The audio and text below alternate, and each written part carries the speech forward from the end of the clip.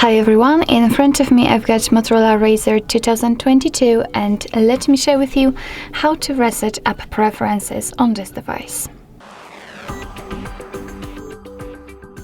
So first of all we have to enter the settings and now we have to find the apps. As you can see, they should be almost at the very top on the third position. So let's tap on it.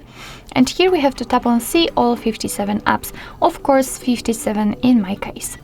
Right now let's tap on this three dots icon in the right upper corner and tap on reset app preferences.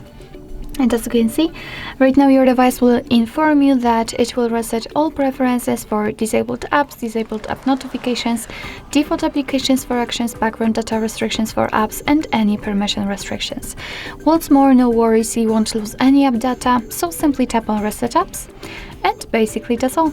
This is how to reset app preferences in your Motorola Razr 2022. Thank you so much for watching. I hope that this video was helpful, and if it was, please hit the subscribe button and leave the thumbs up.